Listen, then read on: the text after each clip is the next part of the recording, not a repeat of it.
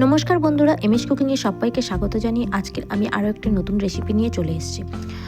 আজকে আমি বানাবো ধনেপাতার চাটনি। তো এই রেসিপিটি একবার না বানিয়ে থাকলে অবশ্যই বানিয়ে দেখুন, অসম্ভব সুন্দর আর দারুণ সুস্বাদুও হয়।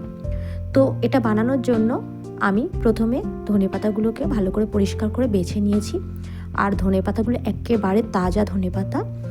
তো এখন ধনেপাতা দামটাও অনেকটা কম, তো আমরা এইরকমভাবে চাটনি বানিয়ে অনেক দিন সংরক্ষণও করে রাখতে পারি। তো ধনেপাতার চাটনি বানানোর জন্য আমি ধনেপাতাগুলো ভালো করে পরিষ্কার করে আমি প্রথমে কেটে ফেলছি।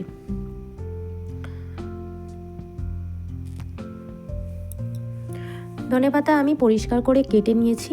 আর ধনেপাতাগুলোকে আমি ভালোভাবে ধুয়ে ফেলবো। একদম কুচো কুচো করে ধনেপাতাগুলো কেটে নিয়েছি ছোট ছোট। তো ধনেপাতাগুলো এবারে ভালো করে আমি ধুয়ে ফেলবো। পরিষ্কার জল দিয়ে ধনেপাতাগুলো প্রথমে আমি ধুয়ে ফেলবো। আর তারপরে আমি এখানে নিয়ে নিয়েছি একটু আদা আর রসুনটা 2-3 কোয়া হলে হয়ে যাবে। আদাটাও একদম অল্প একটু নিয়ে নিতে হবে। আদাটাকে ভালো করে ছাড়িয়ে নিতে হবে। আর আদাটাকে আমি এরকমভাবে ছাড়িয়ে নিচ্ছি। আর রসুনগুলোও ভালো করে খোলা ছাড়িয়ে নিচ্ছি। রসুনের খোসাগুলো ছাড়ানোর পরে এখানে আমি রসুন আর আদাটাকে একই সঙ্গে একটু গ্রেট করে নেব, বা কুচো কুচো করে আপনারা কেটেও নিতে পারেন। তো আমি এখানে ভালো করে থেঁতো করে নিচ্ছি। আপনারা যদি না বানিয়ে থাকেন অবশ্যই আপনারা কিন্তু এরকমভাবে বানিয়ে নিতে পারেন। আর এটা কিন্তু বাড়িতে বাচ্চা থেকে বড় সবাই কিন্তু খুবই পছন্দ করবে, আর খেতেও কিন্তু সুস্বাদু হবে। তো আদা আর রসুনটাকে ভালো করে আমি থেঁতো করে নিচ্ছি। আর তারপরে এখানে আমি নিয়ে নেব একটুখানি তেঁতুল। এই তেঁতুলটা কিন্তু অনেক দিনের তেঁতুল।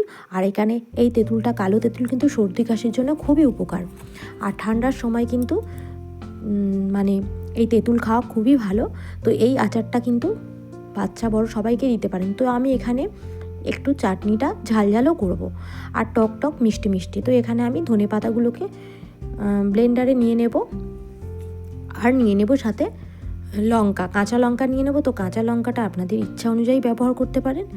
ঝালটা কম বেশি আপনাদের উপরেই নির্ভর করবেন। তো আমি এটাকে পেস্ট করে নেব।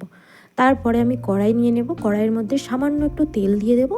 আর এখানে আমি সর্ষের তেলটাই ব্যবহার করেছি। তারপরে গ্রেট করে রাখা আদা রসুনটাকে আমি তেলের মধ্যে দিয়ে দেব। দিয়ে কিন্তু আমি ভেজে নেব। আদা রসুনের গন্ধটা যদি না থাকে তাহলে চাটনিটা ভালো হবে। তার জন্য আমি একটু সময় করে আদা রসুনটাকে লাল লাল মতো করে ভেজে নেব।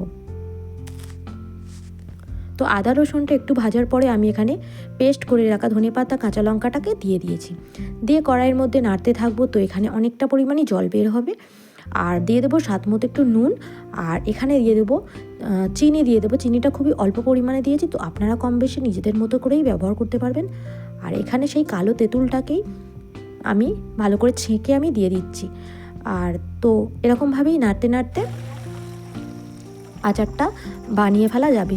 তো এরকম পাতলাও রাখতে পারেন। আর আমি একটু শুকনো রস ছাড়াই তৈরি করে রাখছি।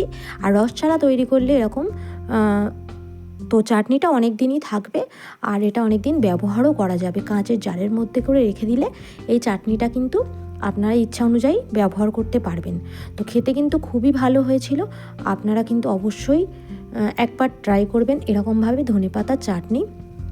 আর রেসিপিটি কেমন হয়েছে অবশ্যই কিন্তু জানাতে ভুলবেন না। তো একেবারে রেডি হয়ে গেছে। এটা কিন্তু গরম গরম ভাতের সঙ্গেও ভালো লাগবে। আর যারা টক খেতে পছন্দ করে তাদের তো কোনো কথাই নেই, অবশ্যই তাদের ভালো লাগবে। আর এটা কিন্তু ভাতের প্রথম পাতেও ভালো লাগবে। আর চাটনি যেহেতু এটা ভাতের শেষ পাতেও কিন্তু আপনারা চাটনির মতো দিতেও পারেন। তো অবশ্যই আপনাদের কাছে রিকোয়েস্ট রইল একবার বানিয়ে দেখার জন্য। আর বানিয়ে কিন্তু আমাকে কমেন্ট করতে একেবারেই ভুলবেন না।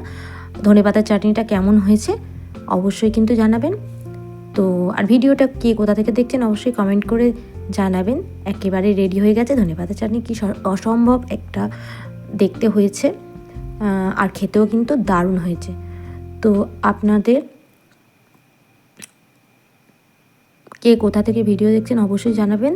আর ভালো থাকবেন, সুস্থ থাকবেন। অবশ্যই লাইক কমেন্ট শেয়ার করবেন।